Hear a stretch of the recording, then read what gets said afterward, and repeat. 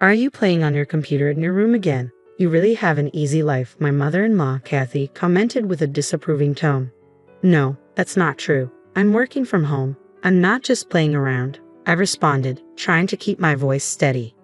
Oh, but I've seen you playing games on your computer screen before. Don't lie to me, I won't be fooled. Kathy absolutely refuses to accept that I work from home. To her, work means leaving the house and going to a physical office, and she's unwilling to reconsider this outdated notion. One day, she announced, Meg is coming back. I plan to let her stay here, so could you give up your room to her and leave? What? I was stunned.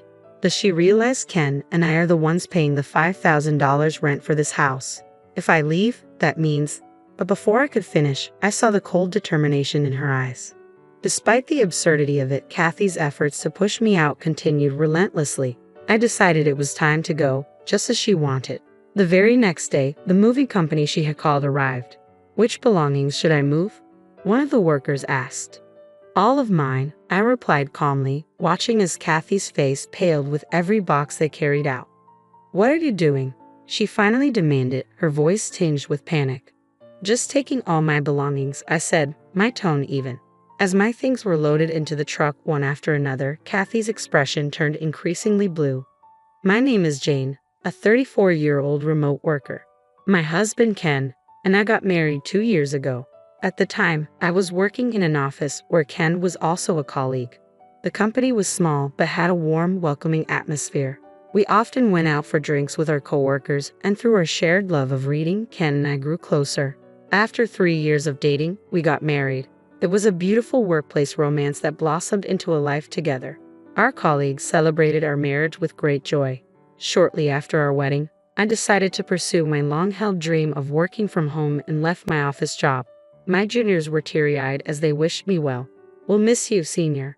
Please come visit us, they said, sending me off with bouquets and warm hugs. It was a wonderful company, and I hoped Ken would continue to thrive there. Since childhood, I've loved reading, which naturally led to a passion for writing novels. In my spare time, I would write and enter contests. One day, one of my works caught the attention of a publishing house that had previously shown interest in me. That was the moment my dream became a reality. I became a professional novelist. I quit my job just as we got married and made my debut in the literary world.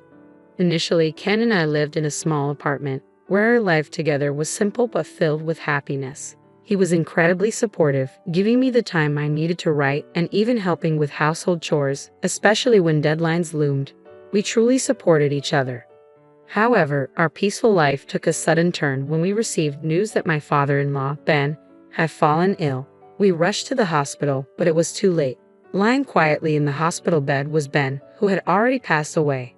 Dad, Ken cried, but there was no response. No matter how much we called, Dad wouldn't wake up.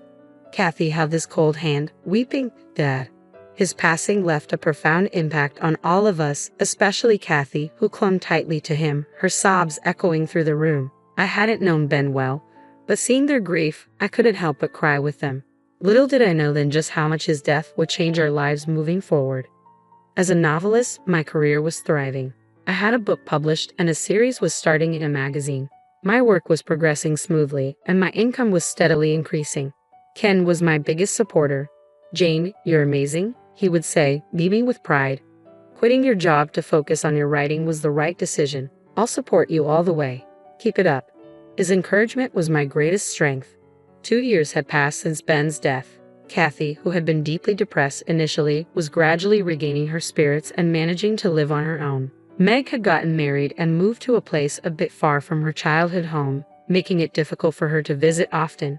Since we lived close to Ken's family home, Kathy frequently contacted Ken, inviting us over. Are you well? I bought some delicious sashimi today.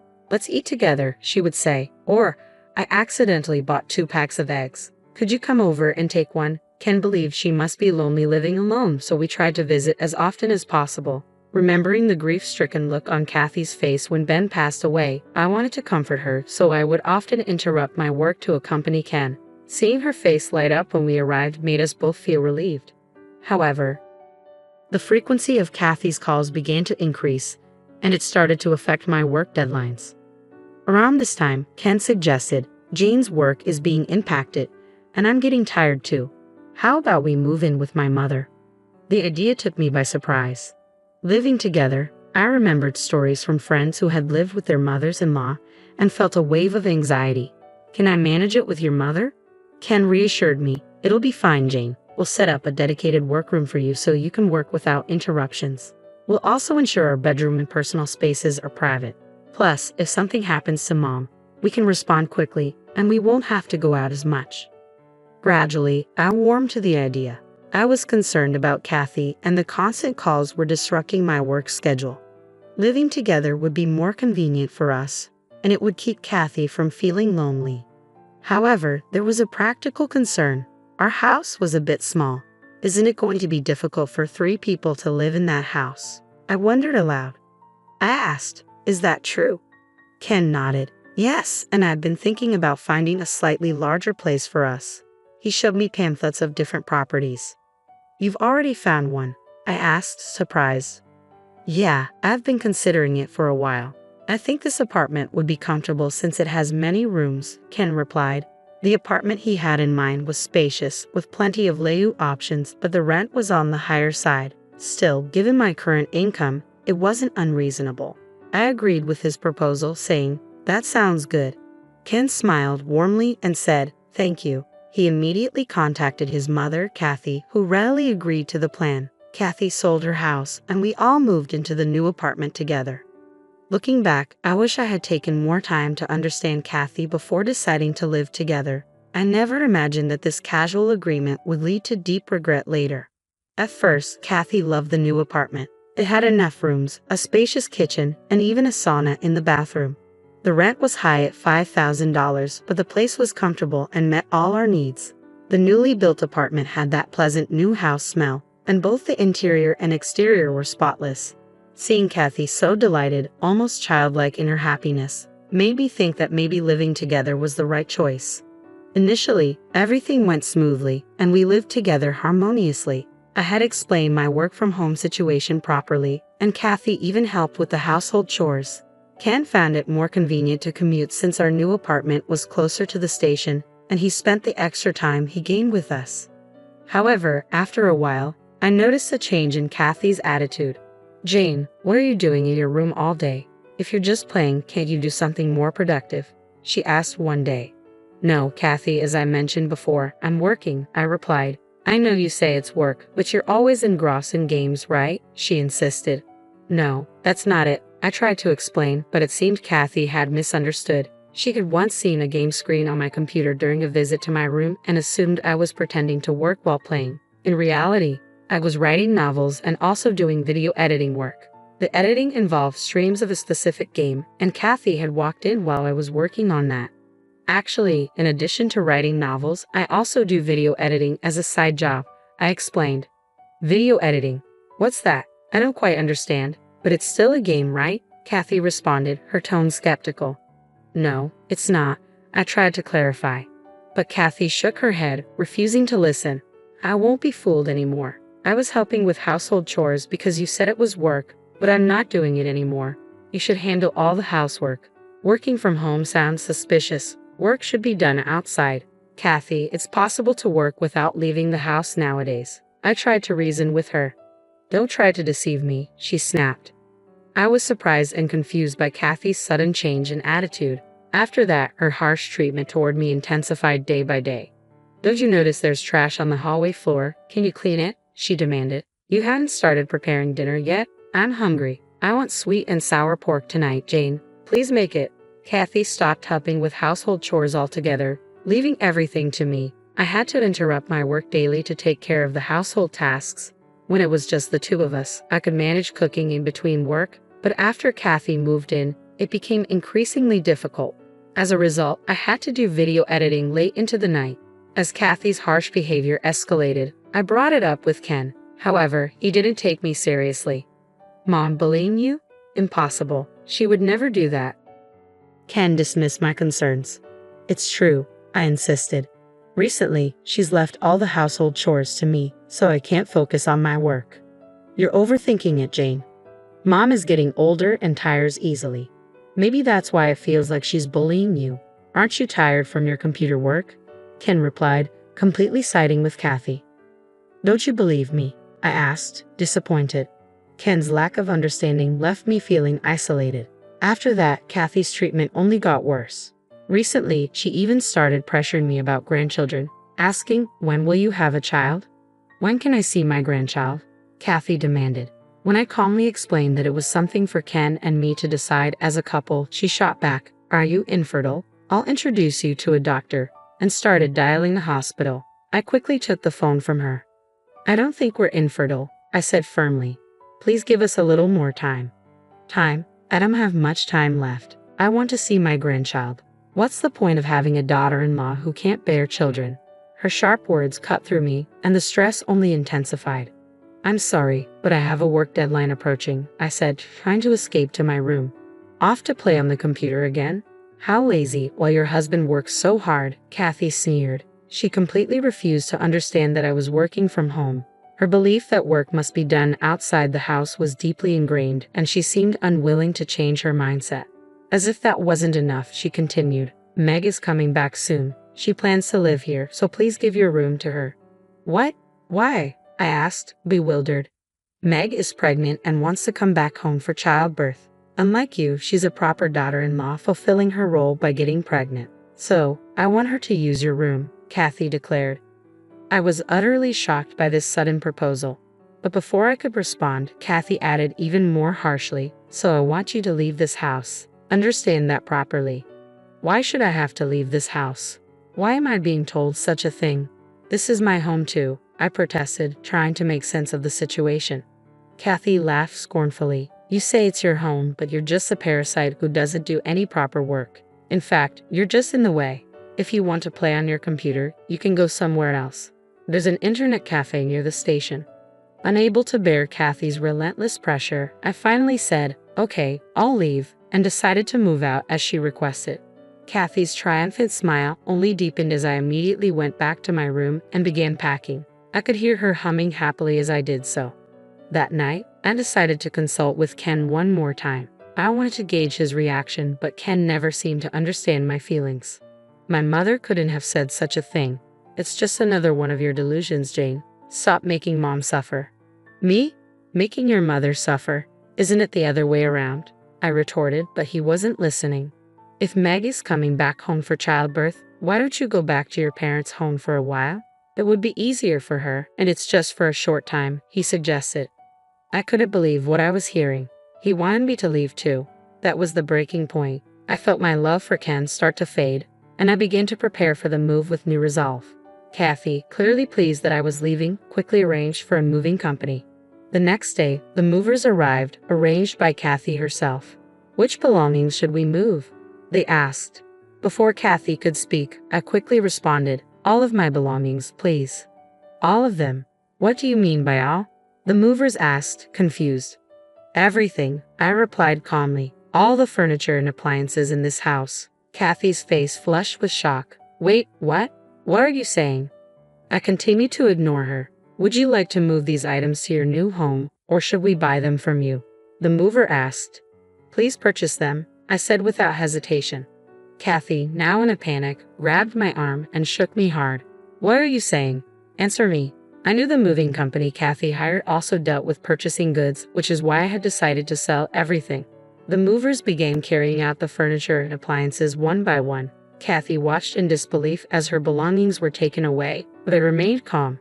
"Wait, what are you doing?" she demanded. "I'm just taking all my belongings," I replied, unbothered by her distress. "This is unbelievable. We have no place to live," Kathy cried out. "That's not my concern. I purchased these items for this house," I stated firmly. "Lies. You're lying again," she spat back. "If you think it's a lie, ask your son to confirm," I suggested coolly. Desperate, Kathy called Ken, who was at work. "Hey, is it true that Jane bought all the furniture and appliances in this house?" Kathy asked Ken frantically over the phone. "Yeah, Mom, that's right. Is there a problem?" "I'm in a meeting right now," Ken replied, sounding impatient before hanging up. I handed Kathy a piece of paper. "I'll leave this for you," I said. She looked down at it and saw that it was a divorce petition already signed by me. "What is this?" "I've decided to get a divorce," I stated calmly. "I'm leaving this house." "Divorce? Why?" I never said you had to leave, Kathy exclaimed, clearly taken aback. After being bullied by you and told to leave for your daughter's childbirth, do you think I have any reason to stay? Your son is a mama's boy who only listens to you and never tries to understand me. You said a daughter-in-law without grandchildren is useless. My role as your daughter-in-law ends here. Please get this divorce petition to your son. Kathy was initially stunned, but quickly retorted, maybe that's for the best. Now my daughter can stay here comfortably, and I won't have to deal with your seclusion anymore. I can use this big kitchen all by myself. How thankful I am. I responded coolly, well, whether your son can afford the rent for this house is another matter. She looked confused. What do you mean? The rent for this house is $5,000 a month, I informed her. Her complexion changed. $5,000? Yes, I confirmed. I have been paying it with the earnings from my novels. Novels? Kathy was clearly shaken. Here's the translation of your text, I continued, handing her a paper. Of course, Ken's salary alone could never cover a $5,000 monthly rent. You've always criticized me for just playing on the computer, but in reality, I've been working hard. I write novels, have published books, and even made it onto the bestseller list in newspapers. But I guess you wouldn't understand, since you think of me as a recluse. Kathy was at a loss for words. And about those games you mentioned, I have a talent in that field too. My editing work has increased, and so has my income. I've been paying for all the living expenses and miscellaneous costs of this house. The arrogant attitude Kathy had just moments ago completely vanished. Jane, wait a minute. I was wrong. I had no idea about any of this. Please don't leave. Without you, we can't live, she said, clinging to my feet. What is this all about? I muttered. It seems to me that you only need me to pay the rent. Kathy's eyes widened in surprise. No, it's not like that, she frantically denied. I said it wrong. You are needed by our family, by my son, so please don't think about divorce. Stay here, I'm begging you. But I calmly replied, it's too late, Kathy. I've already found a new place to live. I plan to spend my time there freely, writing my novels, I quietly told Kathy. She was trembling as she dialed her son. He's in a meeting, she shouted in frustration, but she persisted. Jane says she's leaving the house. She wants a divorce. What should we do? What about the rent? Once again, her only concern was the rent. She handed me the phone, and Ken's desperate voice came through. Jane, what's happening? Why a divorce? You never listened to me, I replied calmly. You even told me to leave, just following your mother's orders. That was just temporary, he insisted. I didn't mean forever. I've tried to talk to you many times about the way your mother treated me, but you always took her side. I can't stay here any longer. The movers are already here. I'm leaving. So enjoy living with your family starting tomorrow, and do your best to pay the rent. I hung up the phone. Everything is done. What's next? The movers asked, the room now completely empty. Yes, we're ready to leave, I said, picking up my bag and turning towards Kathy. I appreciate everything, Kathy. Take care. With that, I left the house with the movers. When Ken returned from work, he found the house empty, no furniture, no appliances, and Kathy sitting alone, looking lost. He too stood there, bewildered by the emptiness. Ken initially opposed the divorce, but I submitted recordings of the bullying I had endured as evidence through a lawyer and formally filed for divorce. Eventually, Ken accepted the situation, and we officially divorced. Without my income to cover the $5,000 rent, the family had no choice but to cancel the lease. By the time my sister-in-law returned, Ken, Kathy, and Meg had moved into a small rental apartment. They had to purchase new furniture and appliances, which left them with little money for rent, forcing them into an even more cramped living space. To make matters worse, it turned out that Meg hadn't returned home for childbirth, but because she had been divorced after an affair and kicked out by her husband. She might have expected to live in a luxurious apartment, but instead, she faced life in a small, cramped space, along with the added burden of alimony debt. From what I've heard, the entire family is barely making ends meet with their jobs. Meanwhile, I bought a new high-rise apartment. There, I freely write novels, work on video editing, and live comfortably without having to consider anyone else. I eat what I want, rest when I please, and enjoy my days in peace. I've even started a new series, and the joy I find in my work is unending. For now, I plan to stay away from romance and marriage, fully enjoying my single life, focus on my career.